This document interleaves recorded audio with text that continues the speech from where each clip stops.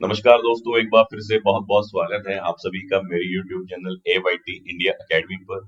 दोस्तों, आज की वीडियो एक प्लांट मैनेजर के लिए भी है, एक इंडस्ट्री के ओनर के लिए भी है, एक प्रोडक्शन सुपरवाइजर के लिए भी है और एक प्रोडक्शन इंजीनियर के लिए भी है। इस वीडियो के अंदर हम लोग जानेंगे प्रोडक्शन को मैनेज करने में क्या दिक्कतें आती हैं, प्रोडक्शन को सही तरीके से कैसे मैनेज किया जाए, कैसे हैंडल किया जाए। साथ ही साथ हम टॉप 5 सिस्टम्स इसके अंदर जानेंगे जो किसी भी एक मैन्युफैक्चरिंग यूनिट में, चाहे वहां पे 10 एम्प्लॉइज काम करते हो, 100 करते हो या 1000 एम्प्लॉइज या 2000 या 2500 एम्प्लॉइज काम करते हो, तो ऐसे क्या 5 सिस्टम है जो सभी के लिए जरूरी है। तो चलिए फिर ज्यादा वक्त ना गवाते हुए शुरू करते हैं वीडियो को। Let's start. दोस्तों, सबसे पहले हम समझ लेते हैं कि प्रॉब्लम्स क्या क्या आती हैं प्रोडक्शन को मैनेज करने के लिए। तो सबसे पहली जो प्रॉब्लम आती है वह आती है कि हमारा जो शॉप फ्लोर है वो बिल्कुल भी ऑर्गेनाइज नहीं होता, यानी कि एक अनऑर्गेनाइज्ड शॉप फ्लोर। ये सबसे बड़ी प्रॉब्लम है, जिसकी वजह से क्या होता है, ना तो हमें रॉ मटेरियल का पता चलता कितना हमारे पास पड़ा है, कितना बचा हुआ है शॉप फ्लोर के ऊपर, ना हमें WIP के बारे में पता चलता है, ना हमें फिनिश गुड या तैयार कितना हुआ आज, कितना मटेरियल बना, ये प्रॉब्लम आती है। साथ ही साथ जो मशीन की आउटपुट है और ऑपरेटर की आउटपुट है, हमें नहीं पता चल पाता कि भाई वो 80% पे काम कर रही है या 100% पे काम कर रही है या फिर 40% में। हम हवा में बोल देते हैं जी हमारी तो बहुत अच्छी आउटपुट है। किसी प्रोडक्शन मैनेजर से आप पूछो जाकर के जी आपकी शॉप फ्लोर पे कैसा चल रहा है, प्रोडक्शन कैसी चल रही है, वो उसका जवाब होता है बढ़िया चल रही है सर। ठीक है सर। अच्छा, ठीक है, तो आप बताइए आपकी OE कितनी आ रही है, आपकी मशीन एफिशिएंसी कितनी आ रही है, आपकी ऑपरेटर एफिशिएंसी कितनी आ रही है। तो इसके बाद जो है बत्ती गुल हो जाती है, वह कोई जवाब नहीं दे पाते। तो ये बेसिक चैलेंजेस आते हैं एक प्रोडक्शन शॉप फ्लोर के ऊपर, जहां पर हमें प्रोडक्शन को सही तरीके से मैनेज करना है। अब दोस्तों, हमने जान लिया कि बेसिक बेसिक क्या क्या प्रॉब्लम्स हैं। ये कॉमन है हर इंडस्ट्री के लिए, चाहे वह कोई एक छोटी सी यूनिट हो, छोटी इन द सेंस कि बहुत कम एम्प्लॉइज हो, चाहे वह 2000 2500 वाली एक मैन्युफैक्चरिंग यूनिट हो जो धीरे धीरे करके 2000 2500 तक पहुंची, मशीनें भी बढ़ाई, सब कुछ बढ़ाई, लेकिन अपने सिस्टम्स इंप्लीमेंट नहीं कर पाए। तो टॉप 5 सिस्टम्स के बारे में जानने से पहले हम जानेंगे कि ऐसी क्या बेसिक रिक्वायरमेंट है एक शॉप फ्लोर के ऊपर जो हमें पूरी करनी है। इससे पहले कि हम कोई भी सिस्टम लेकर के आए, कोई भी डॉक्यूमेंट्स लेकर के आए, उससे पहले जरूरी है कि हमें ये बेसिक रिक्वायरमेंट पूरी करनी है। होता क्या है दोस्तों, मैं एक मैन्युफैक्चरिंग या इंडस्ट्रियल कंसल्टेंट हूँ, मैं जाता हूँ तो बताता हूँ कि भाई हमें ये चीजें करनी है, ये डॉक्यूमेंट्स बनाते हैं। तो क्या होता है, चाहे वह ओनर हो, चाहे वह कोई मैनेजर हो या सुपरवाइजर हो, उनकी अप्रोच क्या रहती है कि सीधा कागजी कार्रवाई शुरू हो जाए और हमारी मशीन और हमारी प्रेस शॉप या हमारी प्रोडक्शन शॉप जो है एकदम फर्स्ट क्लास हो जाए कागज बनते ही। लेकिन ऐसा नहीं होता है, पहले हमें कहाँ काम करना होता है, बेस पे। दोस्तों, ये अगर हम माने ये कोई मकान है, इतनी अच्छी ड्राइंग नहीं है मेरी, ठीक है, तो इसकी जो मजबूती है वो किस पे डिपेंड करती है, ये डिपेंड करती है इसके बेस पे या फाउंडेशन के ऊपर। ठीक है, फाउंडेशन बड़ी कमजोर है उसकी और ऊपर हमने पूरा क्या किया, ताजमहल बना दिया, भाई 5 स्टोरी बिल्डिंग बन गई। लेकिन हमने क्या किया, उसकी फाउंडेशन पे काम नहीं किया। अब जैसे बरसात चल रही है तो आप देखते हो कि यहाँ बिल्डिंग गिर गई, वहां बिल्डिंग गिर गई, यहाँ पानी भरने से पूरी की पूरी 3 माले की बिल्डिंग गिर गई, 2 माले की बिल्डिंग गिर गई। क्यों होता है ऐसा, कि हमने बेस के ऊपर काम नहीं किया और ढांचा हमने पूरा बना दिया। तो ऐसे ही अगर हम जो बेसिक रिक्वायरमेंट है किसी शॉप फ्लोर को मैनेज करने के लिए, अगर उनको नहीं पूरा करेंगे और सीधा ढांचा बढ़िया बना देंगे, चाहे हम वो सैप लगा लें, ERP लगा लें, मैंने सबको फेल होते हुए देखा है जब तक आप बेसिक रिक्वायरमेंट पूरी नहीं करते। बेस क्या है, बेस जब बनता है वह दिखाई नहीं देता। लोगों को क्या चाहिए, एकदम से अभी आम का पेड़ अभी लगाया, ठीक है, और जो है भैया आम मिलने शुरू हो गए 10 दिन में, 15 दिन में। लेकिन ऐसा नहीं होता। जब वो पेड़ लगता है, हम उसको सींचते हैं, उसमें पानी डालते हैं, तो क्या होता है, धीरे धीरे धीरे धीरे बढ़ता है। समय लगता है फल आने में, लेकिन जब फल आता है तो इतना फल आता है कि आप खा नहीं पाओगे। वहीं एक क्या होता है, एक टमाटर का पेड़ है, आज लगाओ 3 महीने में रिजल्ट, 3 महीने के बाद खत्म।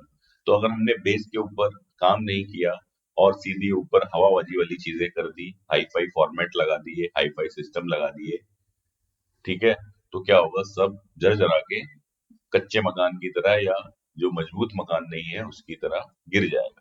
तो बेसिक रिक्वायरमेंट क्या है शॉप फ्लोर को मैनेज करने के लिए, वो है सबसे पहले 5S होना चाहिए शॉप फ्लोर के ऊपर। 5S क्या है दोस्तों, एक जापानीज सिस्टम है जिसके अंदर 5S होते हैं, सेरी, सीटोन, सीसो, सिकेत्सु, सित्सुके, यानी कि पहले हमें सॉर्ट करना है, वांटेड अनवांटेड चीजों को हटाना है, फिर सेट इन ऑर्डर या सिस्टमेटिक अरेंजमेंट करना है कि हर वस्तु को एक जगह देनी है, हर वस्तु अपनी जगह पर होनी चाहिए। उसके बाद आता है शाइन, क्लीननेस, सब कुछ चमकना चाहिए। उसके बाद आता है चौथा स्टैंडर्डाइज या मानकीकरण, जो भी हम काम कर रहे हैं हर चीज का स्टैंडर्ड हो, स्टैंडर्ड डिफाइन हो, स्टैंडर्ड डिस्प्ले हो। उसके बाद हमारा सबसे आखिरी आता है सस्टेन, यानी कि जो हमने ये चारों के चारों एस किए उनको मेंटेन करके रखना। जो दूसरी रिक्वायरमेंट है वह क्या है, material in out bin and location. जो मशीन है हमारी, मशीन पे ऑपरेटर बैठा है, उस पे क्लियरली मार्क होना चाहिए कि इन मटेरियल, कि जिस प्रोसेस के ऊपर उसने काम करना है वह कहाँ रखना है और आउट कहाँ रखना है। इसी वजह से क्या होता है कि वो शॉप फ्लोर पे सारा मटेरियल फैला रहता है, हमने जगह तो डिफाइन करी नहीं। तो ये सबसे बेसिक रिक्वायरमेंट है। इसके बाद आता है red and yellow bins. Red bin होती है रिजेक्शन के लिए, येलो बिन हो सकती है हमारी रिवर्क के लिए, सस्पेक्टेड मटेरियल के लिए, और ग्रीन या ब्लू बिन होती है हमारी ओके मटेरियल के लिए। तो हर स्टेशन के ऊपर, हर मशीन के ऊपर हमने ये बेसिक 3 तरीके की बिन लगानी है, रेड, येलो, ग्रीन या ब्लू। उसके बाद है हमारा मशीन क्लीननेस या क्लिट। दोस्तों क्लिट होता है क्लीन या क्लीनिंग, लुब्रिकेशन या लुब्रिकेंट भी बोल देते हैं कुछ लोग, या चेक फॉर लीकेजेस। उसके बाद आता है इंस्पेक्शन, और उसके बाद आता है टाइटन, यानी कि पहले हमने मशीन की साफ सफाई करनी है, फिर उसको लुब्रिकेट करना है, जहां जहां हमें लुब्रिकेशन की जरूरत है, तेल पानी डालने की जरूरत है, वहां तेल पानी डालेंगे। उसके बाद इंस्पेक्ट करेंगे, जांचेंगे, और उसके बाद टाइट करेंगे, कसेंगे, कोई ऐसी चीज जिसे कसने की जरूरत है उसको हम कसेंगे। उसके बाद आता है हमारी मशीन टेबल्स। यह बहुत ज्यादा जरूरी है कि हमने जगह नहीं बनाई जहां पे प्रॉपरली कोई इंस्ट्रूमेंट रख सके, ऑपरेटर गेज रख सके, या कोई टूलिंग उसको रखनी है वह रख सके। तो जो मशीन टेबल है बड़ा इंपॉर्टेंट रोल प्ले करती है हमारा शॉप फ्लोर को मैनेज करने में, सिस्टम को मैनेज करने में। तो हर स्टेशन के ऊपर एक मशीन टेबल या वर्क स्टेशन होना चाहिए जहां पे ऑपरेटर अपना बिन वगैरह, मटेरियल वगैरह, अपनी टूलिंग, अपने टैंक्स वगैरह रख सके। इसके बाद है हमारा टैगिंग एंड आइडेंटिफिकेशन। ये किसका पार्ट है, ये 2S, दूसरा S, यानी कि हर वस्तु की जगह हो, हर वस्तु अपनी जगह पर हो, चिन्हित हो। तो जो भी मटेरियल है, 500 तरीके के आइटम बनते हैं। जो पुराने बंदे होते हैं वो, उनको तो याद हो जाता है, देख के बता देते हैं कि भाई ये 3245 है, ये 4450 है, ऐसे करके टिप्स पे उनको याद हो जाते हैं पार्टों के नंबर। लेकिन जब कोई आपने नया इंजीनियर रखा, नया कोई ऑपरेटर रखा, उसको तो नहीं पहचान है, सिमिलर पार्ट है, तो खास तौर पे क्या होता है, मटेरियल मिक्स हो जाता है और कस्टमर के पास रिजेक्शन पहुंच जाती है, कस्टमर कंप्लेंट आ जाती है। वो होता है क्या है, हमारी होशियारी की वजह से। हम समझते हैं हमें तो सब कुछ पता है, लेकिन भाई कोई जो नया बंदा है जिसको पार्ट के बारे में जानकारी नहीं है, या पुराना ही बंदा हो जिसका भैया आपकी तरह तेज दिमाग ना हो, चाचा चौधरी की तरह, वो कैसे इतने सारे पार्ट्स याद रखे, ठीक है। तो उसके लिए क्या जरूरी है, आइडेंटिफिकेशन और टैगिंग बड़ी जरूरी है कि हर बिन के अंदर टैग लगा हो, आइडेंटिफाइड हो प्रॉपरली, ठीक है, ताकि कोई भी आराम से पहचान सके कि यह क्या आइटम है, ठीक है, इसके ऊपर क्या प्रोसेस हुई है या होने वाली है, किस डेट को बना था, नेक्स्ट ऑपरेशन क्या होगा, इसमें कोई फॉरेन चेंज तो नहीं है, क्यूसी किसने किया, प्रोडक्शन किसने किया, किस तारीख में बना, ये सारी चीजें हैं। इसके बाद आता है हमारा इंस्ट्रूमेंट एंड गेजेस एबिलिटी। ये बहुत जरूरी है कि हमने पार्ट तो दे दिया, लेकिन उसको सही इंस्ट्रूमेंट नहीं दिए, कैलिब्रेटेड इंस्ट्रूमेंट नहीं दिए, या घिसे हुए इंस्ट्रूमेंट दे दिए, या है ही नहीं उसके पास ढंग से चेक करने के लिए, क्या होगा? पार्ट रिजेक्ट बन सकता है, अगले स्टेज पर पास ऑन हो सकता है और कस्टमर तक भी जा सकता है। तो ये मोटे तौर पे हमारी 7-8 रिक्वायरमेंट है, जो बेसिक बेसिक रिक्वायरमेंट है, जो हमें पहले पूरी करनी है कोई भी सिस्टम लगाने से पहले मशीन शॉप या प्रोडक्शन शॉप या कोई मैन्युफैक्चरिंग इंडस्ट्री के अंदर। अब दोस्तों एक एक करके जानेंगे हम 5 सिस्टम क्या क्या हैं जो हम बेसिक रिक्वायरमेंट के बाद जिनको फुलफिल करें। दोस्तों जो सबसे पहला जो सिस्टम है वह क्या है? Product master. ठीक है, कोई इसको आइटम मास्टर भी बोलता है, ठीक है, कोई इसको बोल देता है मास्टर लिस्ट ऑफ प्रोडक्ट। तो इसके कई सारे नाम हैं, आपने कंफ्यूज नहीं होना है। तो जैसे कि नाम है प्रोडक्ट मास्टर या आइटम मास्टर या मास्टर लिस्ट ऑफ प्रोडक्ट्स, यानी कि एक ऐसी लिस्ट जो हमारे पास हो जिसमें हमारे यहाँ बनने वाले सभी प्रोडक्ट्स के बारे में सारी की सारी जानकारी हो। जानकारी क्या होनी चाहिए उसमें? हमारे जो प्रोडक्ट है, प्रोडक्ट की डिटेल होनी चाहिए, क्या प्रोडक्ट है, उसका कोड क्या है, उसका नाम क्या है, कस्टमर कौन है, क्या उसके अंदर टूलिंग रखती है, क्या उसके ऊपर प्रोसेसेस होते हैं, कितने उसके ऊपर ऑपरेशंस होते हैं, उसकी जानकारी होनी चाहिए, उनका साइकिल टाइम कितना है, लोडिंग अनलोडिंग टाइम कितना है, ये सारी जानकारी होनी चाहिए। रॉ मटेरियल की डिटेल होनी चाहिए कि ये वाला जो प्रोडक्ट, मान लीजिए हमारा कोई प्रोडक्ट एबीसी है, तो ये मेरा किससे बनेगा? SS 304 से बनेगा, या EN38 से बनेगा, ठीक है, या ये हमारा किसी RM जो ग्रेनुल्स होते हैं, अगर मैं इंजेक्शन मोल्डिंग के अंदर बात करूं, उससे तैयार होगा।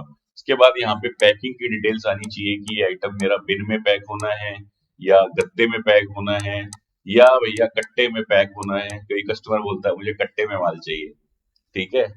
और अगर हम इसमें पार्ट की ड्राइंग भी अटैच कर दें तो और भी ज्यादा आसानी हो जाती है किसी भी व्यक्ति के लिए आसानी से देख पाना, पहचान पाना कि क्या डिटेल है इस प्रोडक्ट की।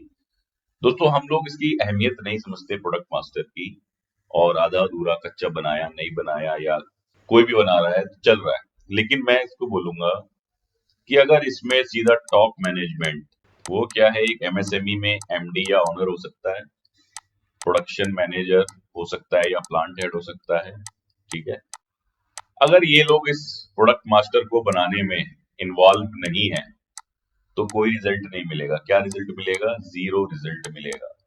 क्योंकि जो मिडिल मैनेजमेंट है, या आप कह लो लोअर मैनेजमेंट है, वो इतना पेन नहीं लेंगे, इतना प्रोडक्ट की डेप्थ में नहीं घुसेंगे। मैंने भी प्रोडक्ट मास्टर तैयार कराए हैं।